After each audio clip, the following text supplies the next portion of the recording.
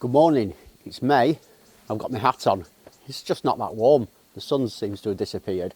I've got a couple of trees to work on today. We'll say trees. They're really just tiny little sapling things, but this is a great time to put some movement into these. The Scots pines that I bought off the internet, so let's get cracking on them.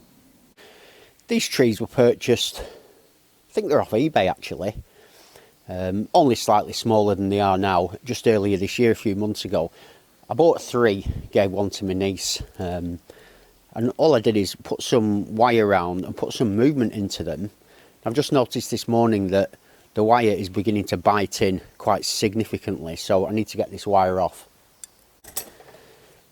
It's quite fiddly work this, and for this fiddly stuff I prefer to use wire cutters to grab the wire.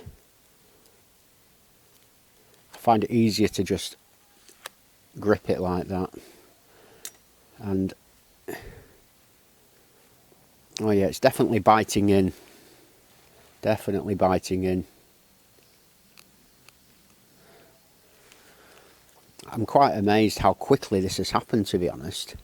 I didn't think it would I didn't think they'd grow so fast. But these little Scots pines have really put a spurt on.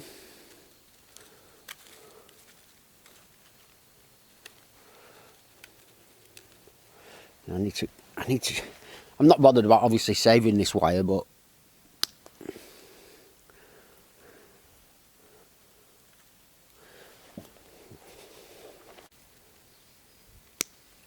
it's better just cutting this off. Yeah, trying to bend it off is daft. So you can see here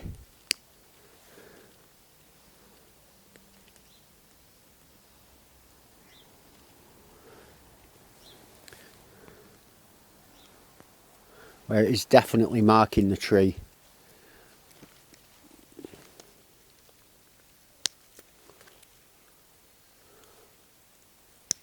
And it's done its job now, the wire. So it doesn't need to be on there anyway. It's put that initial shape into this tree, which is what I wanted.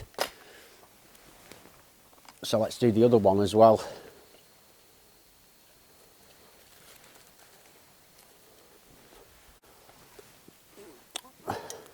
So I've moved the camera higher here just to try and help you to see the sort of the contortion that I've tried to put into this tree.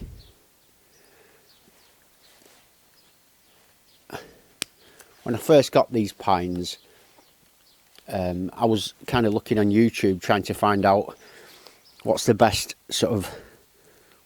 way to start off trees like this, you know, to sort of develop them for the future as bonsai. And the best information I found was basically, it was off a chap called, he's got a weird title, he's got a weird channel name, he's called Mysterio Bonsai, something like that. And he's got videos on black pines. I figured it's similar to a Scots pine though, you know, the same principles will apply. And he's very much a fan of getting this movement into them early. And it seems to make sense to me. You know, if you can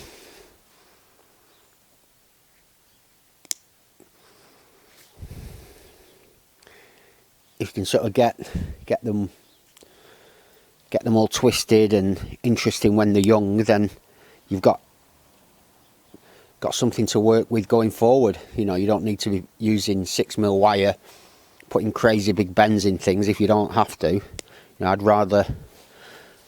much rather use thin wire like this, and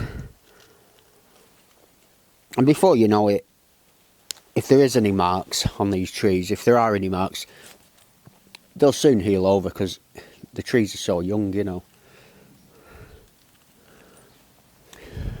And it's turned out quite an interesting one, this. I'll change the angle so you can get a better view of what I've done. It's kind of hard to see, but what I did is, the trunk came up, I bent it right round and tucked it back under itself and allowed this branch to come off to the side. And I left all the pines on the inside just to allow sort of growth of the plant. And you know, it's doing really well, and it's now taken in that shape. I've now gone back to the first tree. That second tree didn't need any pruning doing, but this second tree has got 3 branches pretty much emanating from the same point. This is the main leader that I'm tempted to leave because it's the thickest, it's growing the best, it's got the large candle, and that's going to power growth into the base of the tree. So my decision is which one of these two to remove.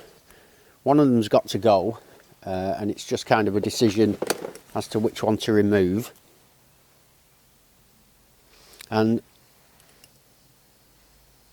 I like the fact that although the main trunk, although this main sort of leader is going back, this second one is also coming off at an angle, whereas this one continues the line of the main tree, which I don't want. I want to break that line up. So what I'm going to do is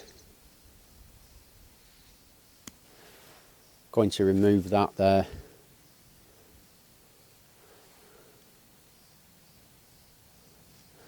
And that's going to stop me developing inverse taper at that point, because if I had too many branches all emanating from that one point, I would definitely be risking that area swelling and creating a big sort of lump, and I don't want that.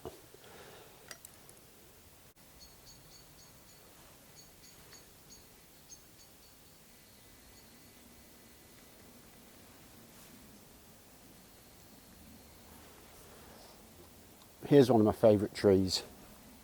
It's a Scots pine, and it's got some lovely shape to it here. It's got some nice taper.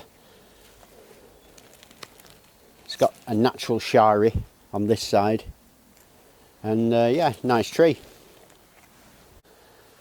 So I've not really got much to do with this tree, to be honest. It was only collected this winter, so it's just in that stage of gaining vigour, getting healthy so it can be styled in the future. I did remove one branch that was coming out from the back here. It was quite thick and it was quite ugly, and it had to go, and that's going to allow this to develop into the main branch going forward. I anticipate this branch being removed at some point because it's a bit straight and a bit ugly. These are a lot more interesting, and it'll help to add to the taper.